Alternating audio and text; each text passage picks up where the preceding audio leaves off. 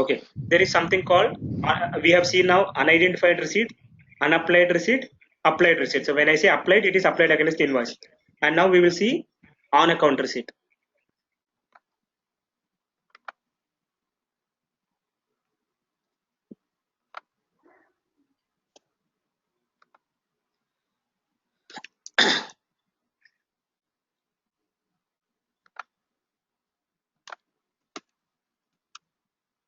Okay, so take an example.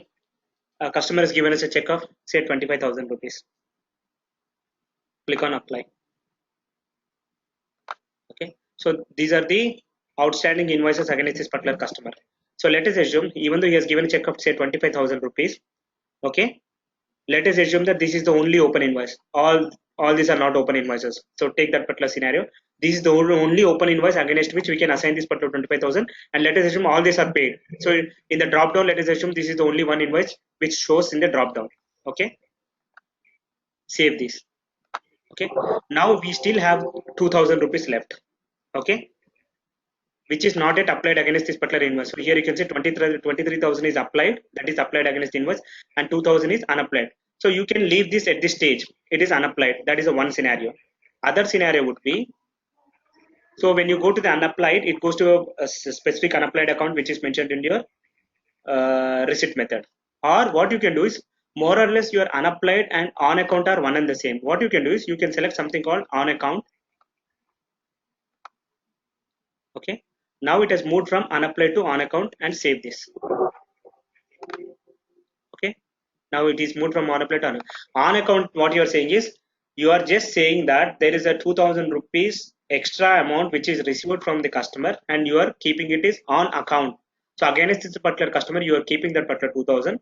In future, if there are any new invoices which are created, then you can apply that particular 2,000 against those future invoices. Okay, so take an example. Now in this case, we left it is on account. Say a couple of days passed, and then we have realized that there are a couple of new invoices which are created against this particular invoice customer. Then what you can do is you can come to this particular screen, unselect this. Okay, okay, when you unselect this, save this. Okay, come back here, click on this. Now you can select that particular 2,000 against any other open invoice. Maybe I just want to select that 2,000 against this particular open invoice. Say save. Okay, now the 2,000 rupees on account, whatever is there, once you run your accounting entry, again there will be a reversal entry for that on account entry, and now the 2,000 becomes available. So as soon as you uncheck that particular checkbox, okay, on account moves to unapplied, and then you can again apply it against any other invoice. So it's just like on account is you are keeping the money against that particular customer, and you can use that particular amount in future.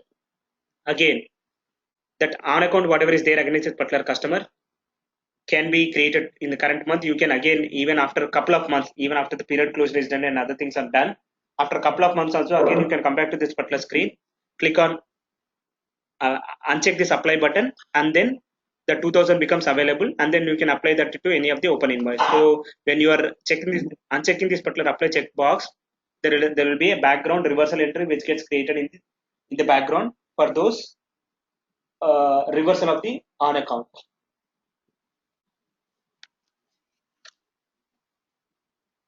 Again, even if there is some balance on the on account, so when you run your couple of reports like aging report, at the end it will show you what is my unidentified receipts, unapplied receipt, as well as the on account receipt. But technically there is no difference between unapplied and on account, right? Yes, technically there is no difference. Ideally, unapplied and on account. It's just that like for unapplied we are using a different account, and on account we are using a different account. But if you get into actual terms, okay, the scenarios wherein you actually use on account is, if you look proper use of those unapplied and on account, generally, say take an example, you got a receipt from the customer, say 15,000 rupees. Okay, you have identified the customer, entered the customer number. Okay, but you know that there are some outstanding invoice against which we got this particular 15,000, but you do not know what exactly is that outstanding invoice, and the customer who has given that particular 15,000 did not mention against which invoice. But if you go to the drop down, you can very well see that there are a lot of invoices which are available. So that is the scenario wherein you keep that in unapplied, and once you get a confirmation from the customer, you apply it to the particular customer. But whatever I have seen is on account is generally used in those scenarios wherein you got a receipt for say 100,000 rupees, okay, but the list of all the existing open invoices, the sum of the outstanding invoices comes summing up only say 95,000 rupees. So there is still some extra balance which was received by us, and that particular extra balance you are keeping it as an on account. That is one scenario. Other scenario could be there could be some scenarios wherein you get some kind of an extra advance from the customer. Okay, you can create that particular advance also in different ways. One of the ways to create that particular advance as an on account receipt. So in this scenario, you got a advance from the customer for say 10,000 rupees before we actually started shipping the goods, but you got some kind of an advance from the customer. You can create that particular advance as an on account receipt, and you can keep the 10,000 as is. And once the goods are shipped, and once we have generated invoice, once we have sent it to the customer, you can apply this particular 10,000 against that particular open invoice, and then remaining balance you can get the amount from your customer.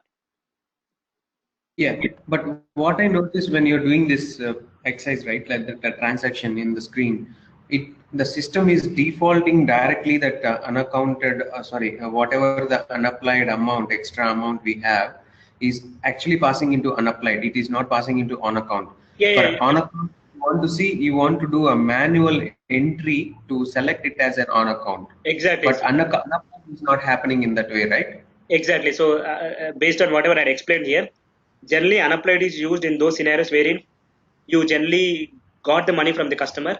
So, in general, when you get the money from the customer, obviously customer would have given against one some open invoice. Am I right? Generally, if he's giving some kind Yeah. of an advance, he'll give you a kind of an advance notice to you saying that I'm giving you an advance or something like that. But in general, if he has given some amount to you by a check, it should be against some open invoice, but you are not able to figure out what that particular open invoice, because in the check, at least in the bank, generally the normal convention would be like whenever somebody gives you a check, on the back of the check they generally give you a kind of a reference number. But in the US, when you give a check, at the bottom we have got some field for reference. You can put any kind of information there, but in India we don't have that kind of reference field at the bottom of the check. But in India, whenever somebody gives you a check, they actually at the back of the check they'll actually give the details like I'm giving this particular what do you call, I mean, they just give a kind of reference number like against invoice number so and so, something like that. So if for some reason if the customer who has given you a check missed out to enter those details, or he forgot to mention those details, so those are the scenarios wherein we get the check, we are able to deposit that, but we are not able to apply it any against any invoice. Okay. Okay.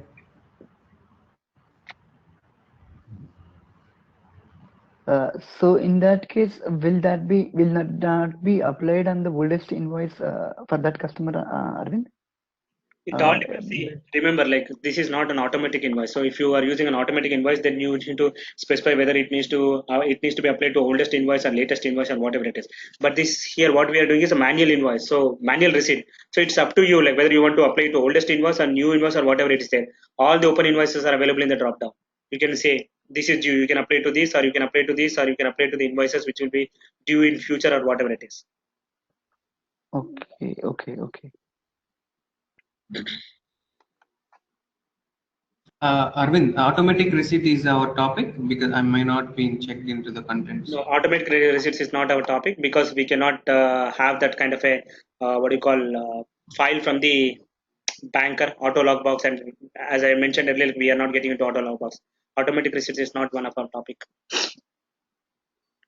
So, are we talking about any little bit content about fund captures? The fund capture is nothing but a receipt itself, right? Basically. Yeah, I mean that's if I remember it correctly, that funds capture is basically used in the automatic receipts functionality. So as far as the manual receipts is concerned, you need not specify all those stuff. Do we need any additional configurations or setups, or if you can, is it in the same receivables where you need to do some play around of configuration to enable that, or No, as far is as the something? funds capture is concerned, I don't think so. We need to do anything as far as the manual receipts are concerned, because all the configuration whatever I have created for this particular new operating unit is mentioned in my BR100, and nowhere in my BR100 I did any configuration for the funds capture. That, as I said, like that is used more in the case of automatic receipts. Okay. And Arvind, yeah, Arvind, on the standing instruction kind of receipt, right? So generally we get a file from the bank and we will create a receipt and apply apply the invoices on top of it.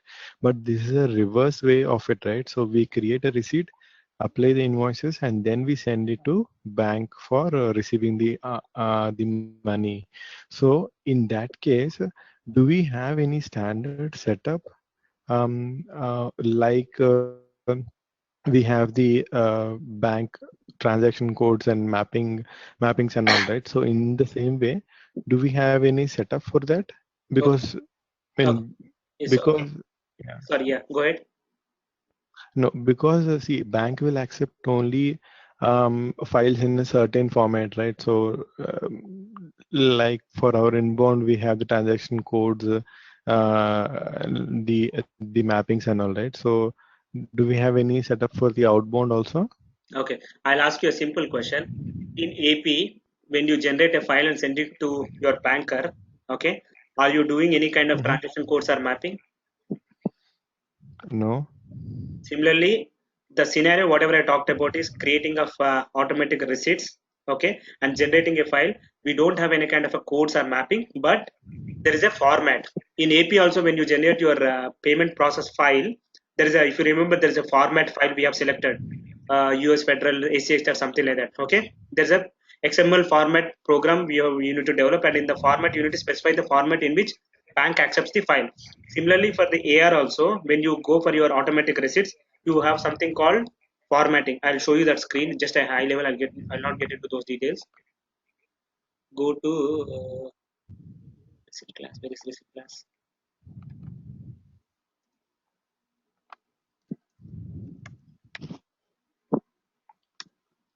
Okay. In the receipt class, when you not sure if there are any automatic receipts in the system. Okay. So here you got funds transfer handling, bank account details, and there is also automatic print program. Okay, so there is also somewhere I saw format program.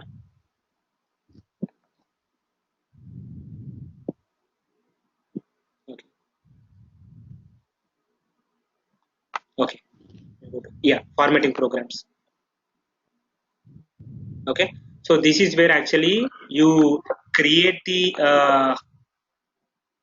formats and assign those format programs if you are going for the automatic receipt. When we are gone for the manual receipts, so these two are actually grayed out for our manual receipts, and even these three are also grayed out. So let me just again requery our manual method. So these three are grayed out, and even if you go to the bank accounts,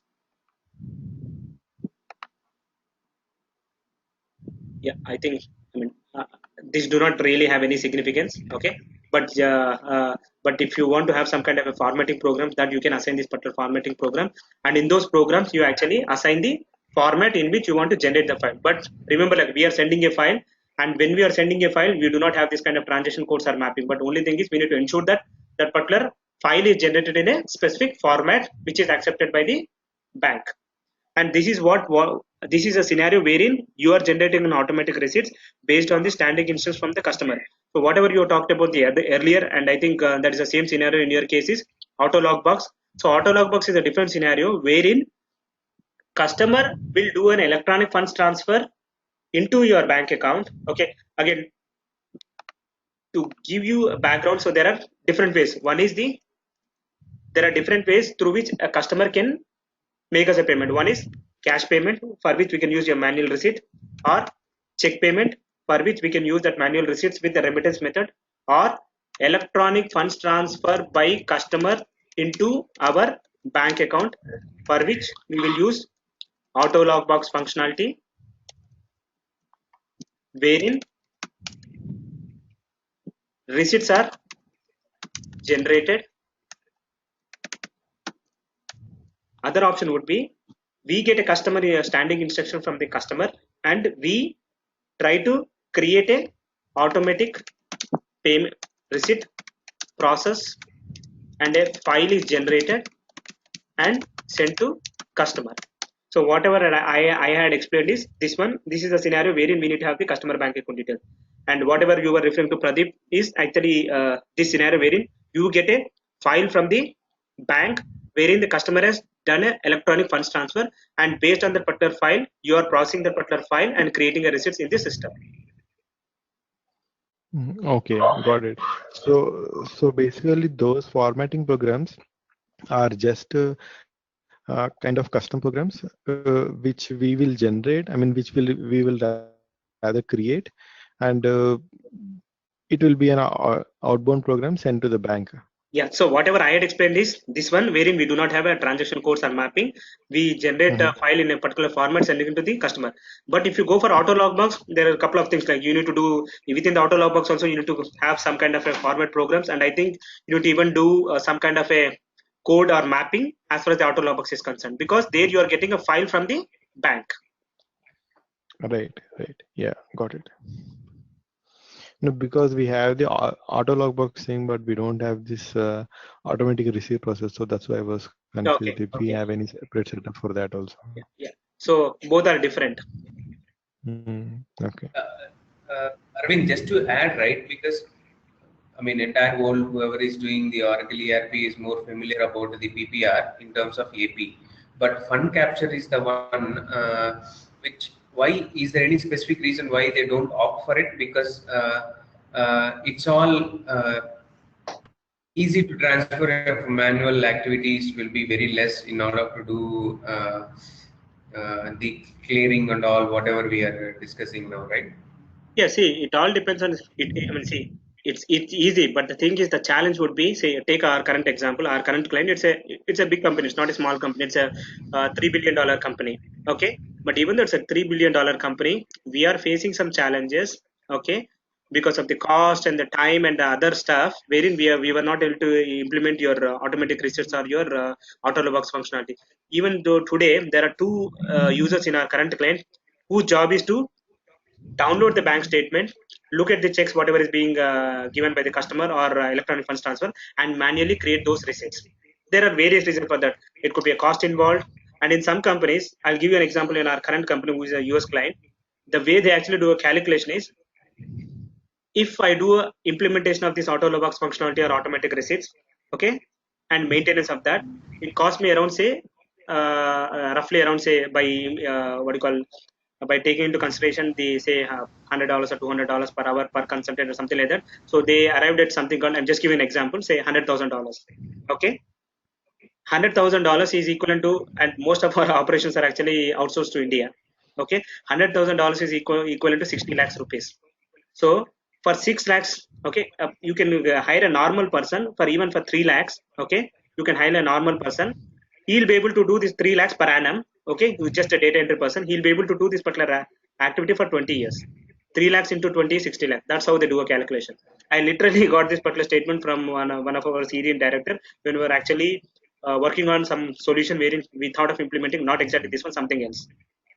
So he did this kind of calculation saying that if I want to implement this by hiring a consultant in the US, it cost me $200,000. If I hire a person in India, the same person can do that particular activity manually. If I hire a particular person whose job is to do only that particular activity, if I manually do, he'll be able to do that for 20 years. That's how they do a calculation. So cost also matters. And even here, when you actually do a tie-up with the bank also charges you, because bank also needs to send a file in a particular format. They need to hire their consultant, and they need to actually do a testing even in their test environment, and then they need to migrate that particular changes to their production. So bank also charges you something. So you need to take into consideration the cost. That is the main important factor before you get into any kind of this implementation of any kind of these functionalities. Okay. Yeah. Okay.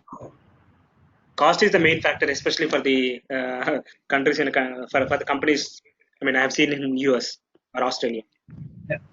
The main reason I was asking, right, like everyone is moving towards the latest technologies, so and everyone is trying to minimize the efforts in terms of their maintenance. Yeah. So I'll also come to that part. I mean, there is a reason what you said. Okay, so even a current client, they're actually they're actually looking from a cost perspective, but all of a sudden, if internal audit or somebody catches this, I mean, they would have already caught this particular point why we are doing a manual activity. If your audit team actually what do you call pass a stinger and saying that like no, you should not have so many such manual process, irrespective of the cost, you need to implement kind of an automation. That's where obviously they'll go for these kind of automations. As long as it's kind of a like a low priority, that will be always on a low priority, and they'll think only from the cost perspective. I have seen even on a current client, there are some scenarios which are a manual process because of this cost, and then all of a sudden your audit team has passed a kind of a what do you call a stinger saying that like, why are you going for a manual process? We want that to be an automated process because manual process are error prone. So there could be errors and some kind of manipulation can also be done. So we want that to be an automated process, and then obviously our client got a what do you call approval for that particular amount. They got a budget approval for that particular amount, and they have implemented that. Okay. Okay, we'll proceed with the next item, miscellaneous receipts. So whatever the receipts which we have seen as of now are nothing but a standard receipt. So when I say standard receipt, receipts which are created against the open invoices. So if you go to the receipt screen, maybe you would have observed that there is something called receipt type. By default, the receipt is standard. So whenever we are creating all these receipts, whatever we have created as of now, all the receipts are standard receipts.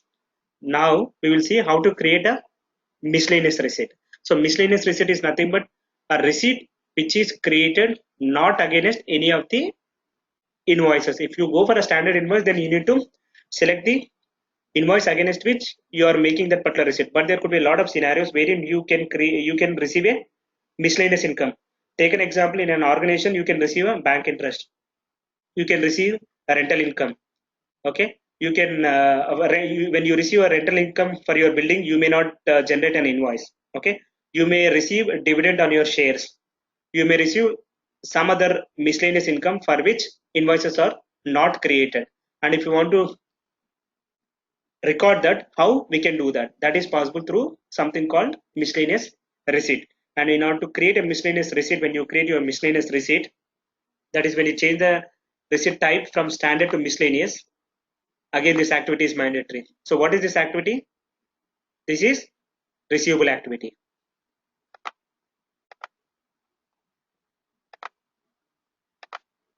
Okay, we have seen the receivable activity of earned discount and unearned discount adjustment, and now we need to have, similarly we need to have one receivable activity for the miscellaneous income.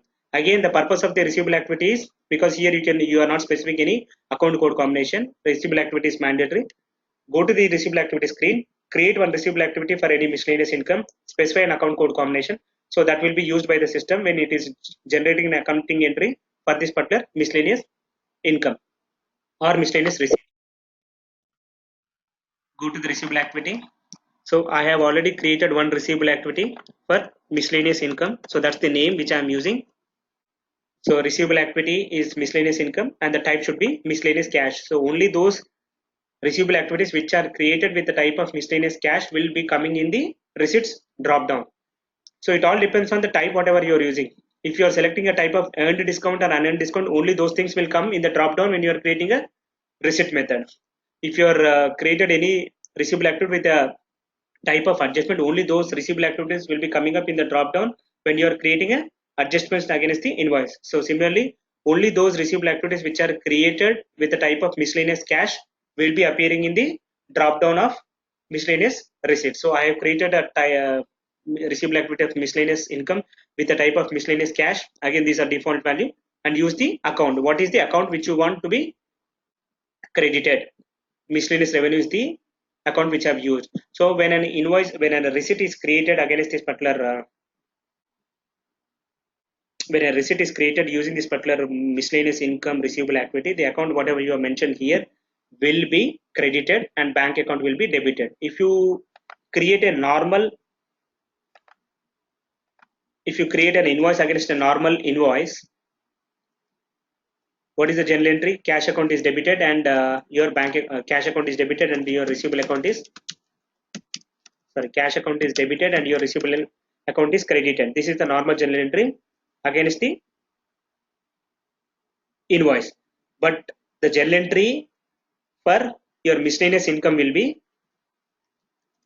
cash account will be debited and the account whatever is mentioned in the receivable activity. So in this case, the receivable activity, the account whatever we have mentioned is miscellaneous income, some 77, what is the account number? Yeah, 4150. So that account will be credited. So again, this is as per the accounting principles, like what debit, what comes in, credit, incomes and gains. So miscellaneous income is the incomes and gains. So as per those accounting rules, this accounting entry will be generated. So now we have created the receivable activity. Now go back to the receipts. Before you proceed with the receipt, change the type from standard to miscellaneous, and again specify under which bank account you will receive that miscellaneous income. Some miscellaneous number, say 25,000 rupees.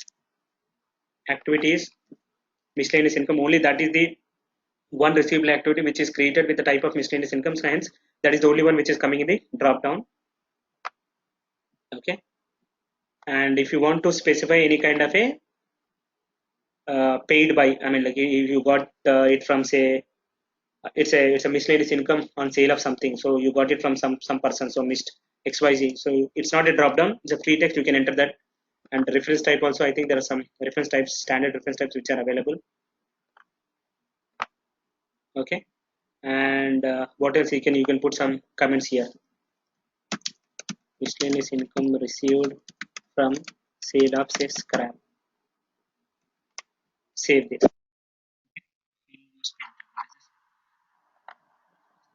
So I think I should not be using this receipt.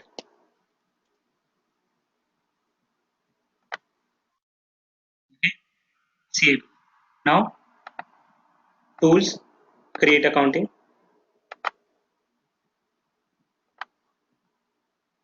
Tools, view accounting. So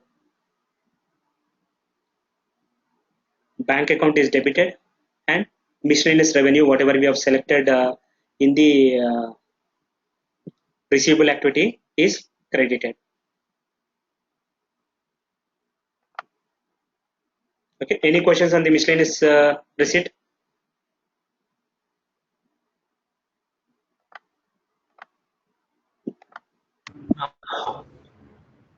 Sorry? No, Arvind. Okay. So next topic is receipt write-off.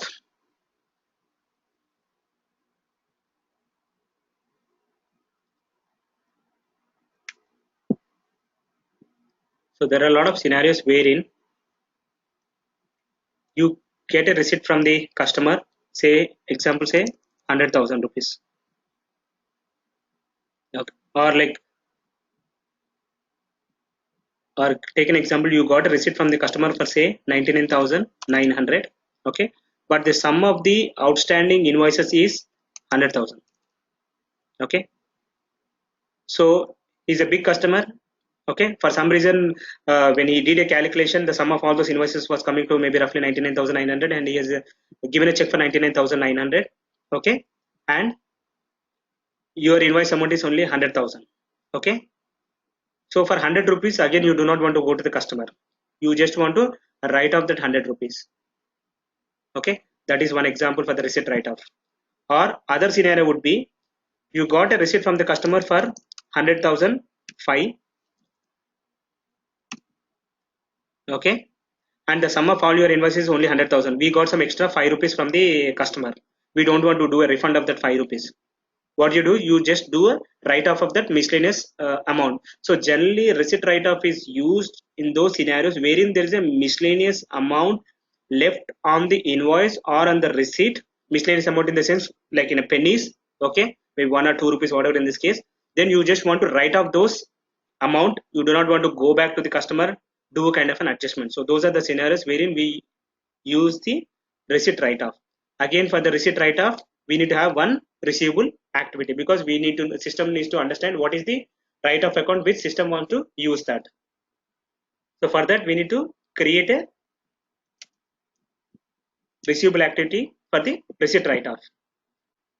So go to receivable activity, create one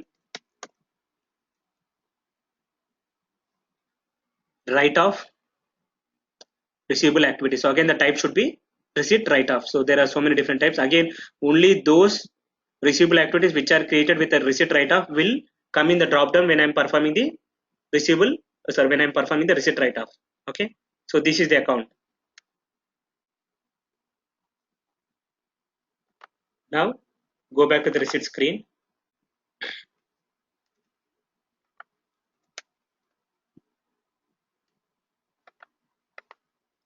And say, take an example, I received 15,005 rupees.